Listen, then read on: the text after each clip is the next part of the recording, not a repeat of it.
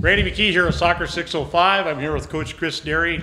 Today was semifinal day at the state tournament, and we're just going to kind of do a rundown on what happened today and what we're looking at tomorrow. So let's start over there with the A girls today, Coach. A girls, there was a lot of great games that we got to see. Definitely West Central and St. Thomas More was a great battle of willpower. Then followed by Harrisburg versus Sturgis. I think Sturgis was a little bit of a shocker to get in there, and they played a great game. Both games were tight games. I believe the West Central game was 1-0, and the Harrisburg game was 2-0. So sets up I think the top two playing each other tomorrow, which is what you like to see, the best teams playing each other. And with West Central and Harrisburg, you got two athletic teams that like to get up and down the pitch. So I'm thinking it's going to be a great game tomorrow. And the third place game between Sturgis and St. Thomas More. Those girls have seen each other how many times during the year? Yeah, and they're after each other. Well, and we're going to see some contrasting styles. Harrisburg likes to possess the ball. Not that West Central doesn't, but that team is a team of runners. They love to run. Yeah, they absolutely do. They almost play a boys' game. A lot of the boys like to get up and down the field at a quick rate, and I think West Central kind of takes on a little bit of that personality, and that's a difficult thing for girls teams to match up with. Yeah. So it'll be fun to see. Well, and I don't know, how a guy handicaps a game like that. West Central just has been the class of the whole division through the year, and Harrisburg has been right there with them. So, I think you're going to have to look at the statistics and maybe say West Central may have a little edge there, but it's tournament soccer. You never know what's going to happen. Boy, isn't that the truth? And never say that the best team's going to win it. Top seeds can fall, as today has proven repeatedly. We saw it all over. On the A boys side, last night I got a chance to visit with the Huron coaches, and they showed Groton a tremendous amount of respect, and obviously that was due. Absolutely. Huron ranked number 1, with Sioux Falls Christian ranked number 2, and with the Groton and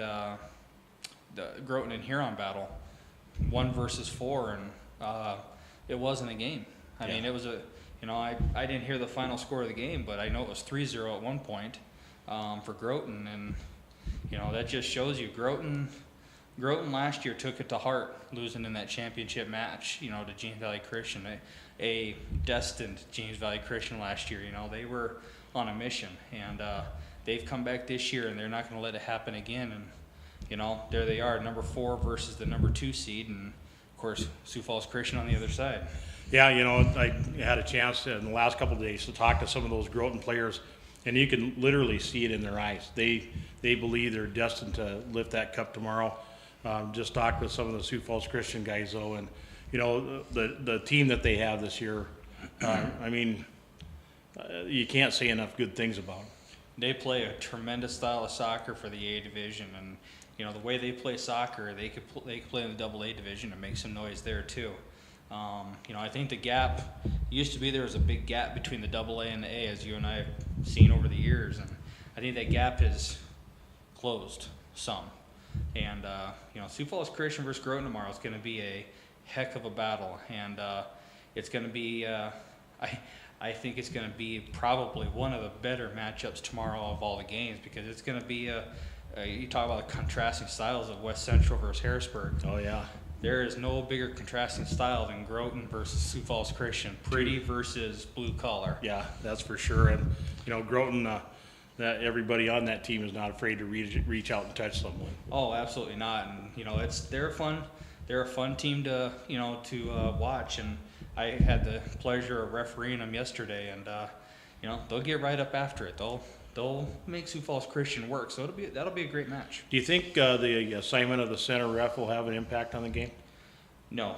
The referees tomorrow, I think they've hand selected the best crews for each matchup for the championship matches, and I don't see anything as far as referees go doing anything for the game. They're going to let the kids play, and the kids are going to decide the game. That Huron James Valley Christian game for third should be a pretty good contest too. Oh, you know, crosstown rivals. You know, we always hear about, you know, Rapid City Central versus Stevens, and you know, of course in the Sioux Falls area, you've got your crosstown rivals between Lincoln and Washington and O'Gorman, and you know, tell you what, there's not going to be one that's any more enthusiastic Yeah. than James Valley and Huron. So that'll be a great matchup to watch. And two very good teams going at each other. Oh, absolutely. You know, I went over this morning and I looking at the list, I thought, you know, which I was completely wrong, even though it was a very good game, but I thought the game of the day today was going to be Rapid City Central against Washington, because that was two teams that thought they should have won yesterday but didn't. They ended up having a pretty good match, but you know, when we get up in the AA boys, you know, a couple really good contests there.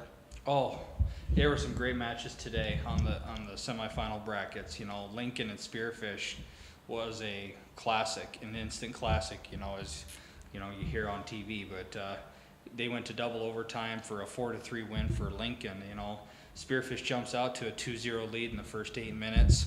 Lincoln kept working and got it back to a 2-2 game, and then took a 3-2 lead, and then into the wind, Spearfish scored the game-tying goal late in the second half, and they went to overtime, and Lincoln capitalized on a corner kick. And you know, that game, that was a rematch of last year's championship. You know, another rematch, and boy, it was everything. Both teams left it all out there. Neither team has anything to be discouraged about. They put everything they had out on the field. They really did, and you know, you always, when you're playing against Lincoln, you always have to, you know, have your eyes open with John Janowski. But I mean, they came at him from a lot of different directions today. Even though Janowski was just a holy terror up top again, they got some production from some other guys today. Yeah, you know, the goal that ended up bringing the match even 2-2 was scored by their center back, number 13 for Lincoln.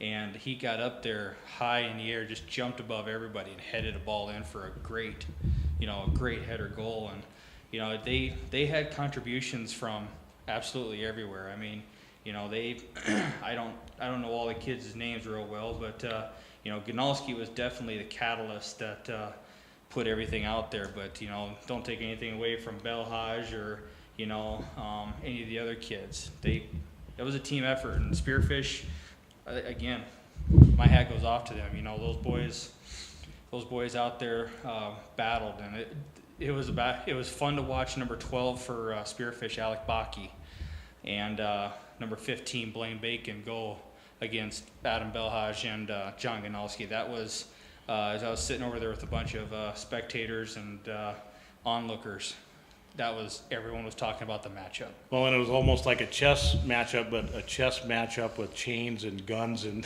swords. You know, those guys they were really getting after each other, and you got to appreciate. Well, you know, and that's the thing about Lincoln. You know, those of us who have coached against Lincoln for years and years, you know, there's just something so special about that program. They know how to start a season, they know how to maintain it, and then they know how to finish it off. And you know, they have a very enthusiastic Roosevelt side today, who took on Aberdeen and you know, really proved quite a bit. You know, Roosevelt at the beginning of the year, you know, for me, I had them sitting as a middle of the pack type of team. You know, I thought, you know, the coach, you know, Yasmin Sumik, he does a great job of putting the kids out there and putting them in the right spots. And you know, I thought, well, if he can get through the beginning of the